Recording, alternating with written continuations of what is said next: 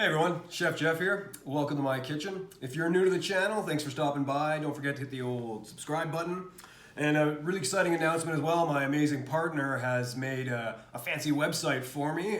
So it's chefgeoff.ca, and I'll post all the recipes into that website, and we'll have a link in the dialog box. Okay, so if you want to think like a chef, you really got to have confidence and master some really classical cooking techniques. So with that in mind, today we are going to be, I'm going to teach you guys how to sear the perfect scallop. So what I've got here is some beautiful Newfoundland scallops. They're sea scallops, not bay scallops. And now a little interesting thing here is this is the last of our stock from our family out of Newfoundland. They've been taking care of us so well for the last little while, but just, Boyd, Joan, April, Wince, Doc, and Rita, just letting you know that we're running a little low on our stock now. But anyway, all right. So what I'm doing here, they've been sitting out I've just taken them out of the fridge, and these scallops need to sit for about 20 to 30 minutes to come to room temperature. So that gives us a little time to build a sauce. So what we're gonna do is we're gonna build a heirloom tomato and red pepper chutney. And let's just get started. Okay, so on the stove here, we're gonna start building our heirloom tomato chutney. What I've got here is a cup of apple cider vinegar. If you've got red wine vinegar, highly recommend you use that instead. It'll give a nicer color. We got a cup of water. And what we're doing is we're dissolving all the sugars first off, and the sugars and salt. So this is 2 tablespoons of brown sugar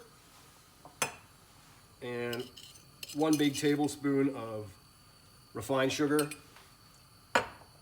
and a tablespoon of salt. So the flavor profile that we're going for this chutney is going to be a really nice complement to the scallops. So what we're going to get here is a little bit of heat, a little bit of sour flavor, and just a bit of richness. So we're also going to add about a tablespoon of maple syrup, just a little bit of Dijon mustard. If you have dry Dijon, let's go with that. I also have some tomato paste hanging around, and this will add a little bit of richness to it as well. So about a tablespoon right there. And some nutmeg, that's about a teaspoon. 2 star anise right there. I don't know why I took it out of my hand. So all we're gonna do is just get this on low, and we're just gonna dissolve all these liquids together. Making a mess already, though. Gotta love that. All right, so while we're waiting for this to dissolve and come all together, we're gonna get back to cutting all the vegetables. Guys, I'm gonna show you a really just awesome piece of kitchen equipment here. This is a little tomato knife. It's like a mini serrated knife, and it's just, you'll never struggle with cutting a tomato again. So I'm just gonna quickly show you guys some of the cut sizes for this. We're just cutting things into kind of rustic pieces, depending on the size of your cherry tomato or your heirloom tomato. You're just cutting them in half, that's it. And I'll cut up the rest of these in a moment. We'll move on to some of the other items. We're just gonna rough chop 1 red onion. So just quick little batons. And the whole idea with the cut sizes here is they don't have to be super fine and small. You wanna keep a little bit of texture while this is all breaking down. So we have that. We've got a red pepper and a green pepper. We're just gonna remove the seeds and so forth. And the same idea, you're just gonna cut kind of rough chops here. All right, great. And so this sauce is gonna go so nicely with the scallops. And the more I think about this dish, the more I think that this is gonna be a really nice kind of date night kind of meal. We've all been stuck inside. It's hard to get out to do, to have those great restaurant experiences. So let's bring that restaurant experience back here to the kitchen. We're gonna have all these components. I'm gonna show you how to build it. It's gonna be a beautiful looking plate, and I think you guys are gonna enjoy it. So I've got all my rustic cut vegetables. I'm just literally dropping it into into the brine that I've built here. And what we're gonna do is we're gonna bring this thing up to a boil, but we're not gonna simmer. We're gonna keep it on kind of medium to high heat. And what we're gonna do is the high heat is gonna produce evaporation from the liquid, and that liquid evaporation is gonna cause all that liquid to reduce down, and that reduction of all the liquid in the sauce will intensify the flavor of our chutney. And when it's all said and done, it should be thick, syrupy, and should have that really intense flavor. And I'm just holding on to this thing for no good reason. Anyway, we'll be back in 20 or 30 minutes. All right. All right, we are 30 minutes into the future here, and now you guys are going to learn how to sear just the perfect scallop. And just some real basic ingredients. So we've got a pan that's kind of already getting a little bit of heat. I got a couple knobs of butter here. I'm just going to let that break down. You know, if you have a cast iron skillet, you can use that. But the most forgiving piece in your kitchen will be a non-stick pan. We're just going to let this butter break down. And once that breaks down, we're going to add a little olive oil. But before I go, with these sea scallops, like I was saying, you need about 30 minutes for them to come to room temperature, so they'll cook a little more evenly and so forth. And I've seasoned them on the top and the bottom with a little bit of salt and pepper, and now I'm adding a little bit of olive oil. Move this all around, and we're starting to hear that sizzle that's happening now, which is great. So all these scallops, they have these little connector muscles here.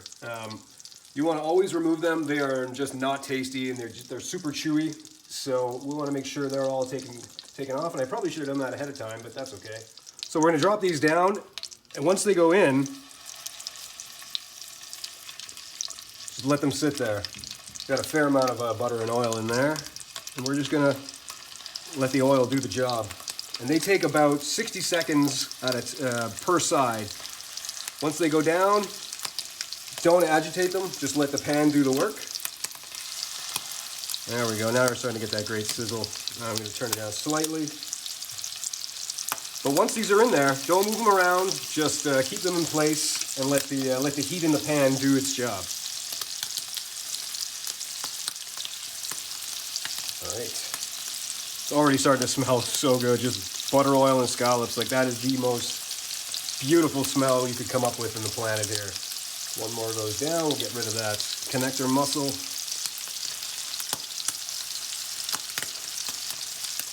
Kind of a dead giveaway. You're starting to see separation here, and you're starting to see color on the edges and so forth.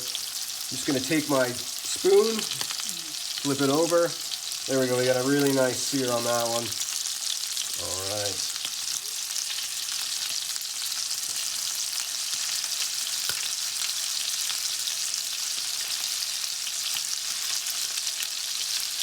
Once these are all flipped, we're going to give it 30 seconds, and then after that, let the residual heat finish them.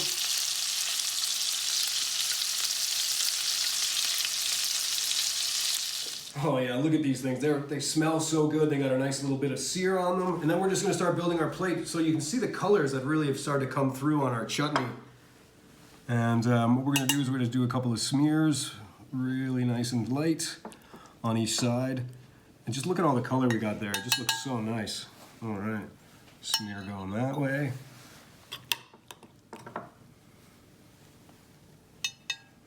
There we go. And finally, we're going to add our scallops.